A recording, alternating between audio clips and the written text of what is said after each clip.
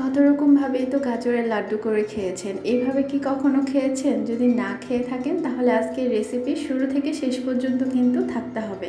আসসালামু আলাইকুম। আজকে আমি আপনাদের সাথে শেয়ার করব আমি যেভাবে বাসায় শাহী গাজরের লাড্ডু বানাই সেই রেসিপিটা। আশা করি রেসিপির শুরু থেকে শেষ পর্যন্ত থাকবেন। আর লাড্ডুগুলা দেখতে কিন্তু চমৎকার হয়েছে, কালারটাও সুন্দর হয়েছে, আর কি লোভনীয় হয়েছে দেখতে। তো চলেন শুরু করা যাক। তো আজকের গাজরের লাড্ডু বানানোর জন্য আমি এখানে নিয়ে নিয়েছি 1 কেজি পরিমাণ গাজর। তো এভাবে করে গাজরের মাথাটা নিচের দিকটা আমি কেটে ফেলে দেব সবগুলা গাজরের। আর গাজরগুলো আমি ধুয়ে ছিলে নিচ্ছি আগে থেকে।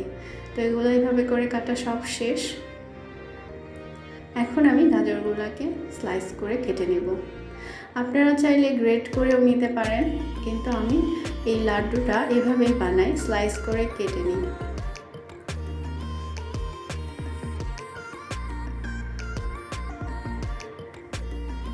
তো এরকম পাতলা স্লাইস করে আমি সবগুলা গাজর কেটে নেব।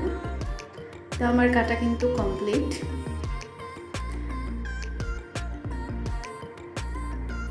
এখন আমি চলে যাব এগুলো সিদ্ধ করার জন্য চুলাতে। তো চুলাতে আমি বসাই দিচ্ছি গাজরগুলো, আর এখানে দিয়ে দিলাম 1/2 কেজি লিকুইড দুধ। তো এখানে 1 কেজি পরিমাণ গাজরের জন্য আমি 1/2 কেজি দুধ দিচ্ছি এটা সিদ্ধ করার জন্য, আর দিয়ে দিলাম সামান্য পরিমাণ লবণ। আর এখন দিয়ে দিলাম আমি এখানে 1/2 কাপ চিনি। তো চিনি এখন আমি 1/2 কাপ দিছি, পরবর্তীতে যদি আবার লাগে তখন আমি আবার অ্যাড করব।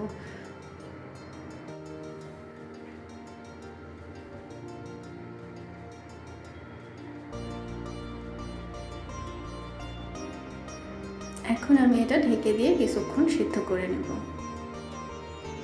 এই 15-20 মিনিটের মতো এটা সিদ্ধ করলে হয়ে যাবে। একদম ফুল কুক করার দরকার নেই, আর হাফ সিদ্ধ করলে এটা হয়ে যাবে। আর আমার এটা কিন্তু মোটামুটি সিদ্ধ হয়ে গেছে। আর এরকম দুধটা গায়ে গায়ে থাকবে, এই অবস্থায় আমি এটা ঠান্ডা করে নিছি। এরপর এটা আমি ব্লেন্ডার জারে নিয়ে এটাকে ব্লেন্ড করে নেব।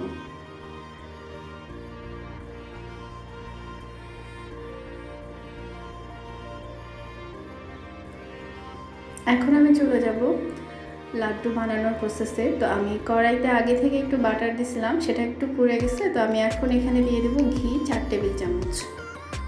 আর এই হালুয়া বলেন বা লাড্ডু, এটা বানানোর জন্য অবশ্যই ঘিটা কিন্তু ইউজ করতে হবে। আর তেল ইউজ করলে কিন্তু এটার ফ্লেভারটা আপনারা ভালো পাবেন না। আর আমি এখানে দিয়ে দিলাম আস্ত কিছু গরম মশলা, দারচিনি, তেজপাতা আর এলাচ। আর এখন আমি এখানে দিয়ে দেবো সব গাজরগুলো। তো এখন আমি এখানে আবার একটু চিনি অ্যাড করতেছি। এখানে 4 টেবিল চামচ চিনি আমি আবার অ্যাড করে দিলাম। মিষ্টিটা আমার কাছে একটু কম মনে হয়েছে, তো আমি আবার একটু চিনি অ্যাড করলাম।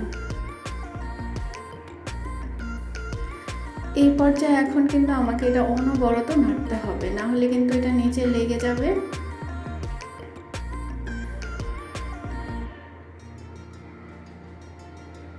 আর চুলার আঁচটা আবার বেশি বাড়ায় রাখবেন না, মিডিয়াম টু হাই রাখবেন, তাহলে এটা ঠিক থাকবে। আর এটা দেখতে পাচ্ছেন এখানে আছে কাজু বাদামের গুঁড়া। এখানে আমি কিছু কাজু বাদাম ব্লেন্ডার জারে গুঁড়া করে নিছি। এখন আমি এটা দিয়ে দিব। ওই যে বললাম শাহী গাজরের লাড্ডু, তো একটা শাহী শাহী ফিল আনার জন্য আমি এই বাদামের গুঁড়াটা এখানে ইউজ করব। আরও কিছু ইনগ্রিডিয়েন্টস আমি ইউজ করব, সেটা পরে আপনাদের সাথে শেয়ার করতেছি।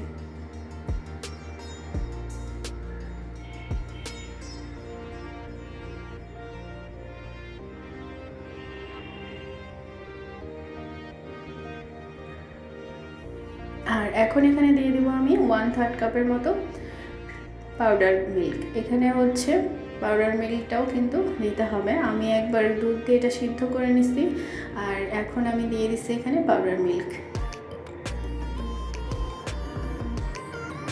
আর এখন দিয়ে দেবো নারকেল। এখানেও হচ্ছে 1/3 কাপের মতো নারকেল আছে। তো আপনারা চাইলে কম বেশি সব কিছুই বাড়ায় দিতে পারেন পরিমাণ। তো আমি এই পরিমাণ এখানে দিচ্ছি 1 কেজি গাজরের জন্য।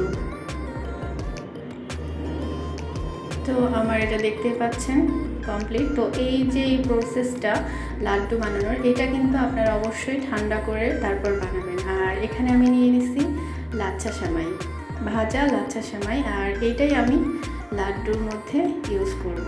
তো এই লাড্ডু বানানোর সময় আপনারা বেশিরভাগ খেয়াল করবেন সবাই গুঁড়া দুধ দিয়ে লাড্ডুটার উপরে কোট করে নেয়, তো আমি এখানে লাচ্ছা সেমাই দিয়ে করব। এটার ফ্লেভারটা যে এত মজার হয় আপনারা একবার না ট্রাই করলে বুঝবেন না।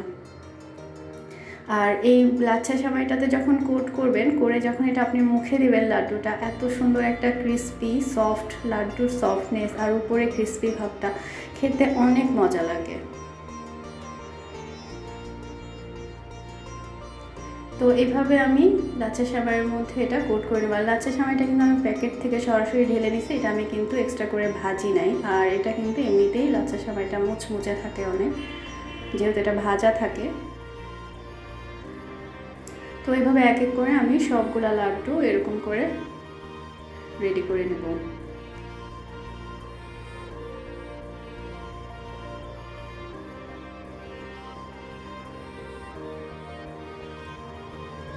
তো দেখতে পাচ্ছেন আমার লাড্ডুটা কিন্তু কমপ্লিট, আর এটা খেতে কিন্তু অনেক মজা হয়েছে। ওই যে বললাম শাহি ফ্লেভার, আমি এখানে নারকেল, বাদাম, কাজু বাদাম, আর আমি কিন্তু ওখানে কাঠবাদামের কুচিও দিয়েছি, সেটা স্কিপ হয়ে গেছে।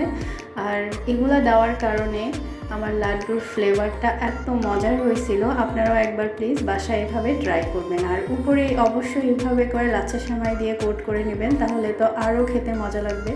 আর আজকে আমার ভিডিও কেমন লাগলো কমেন্ট করে জানাবেন, সাবস্ক্রাইব করে পাশে থাকবেন।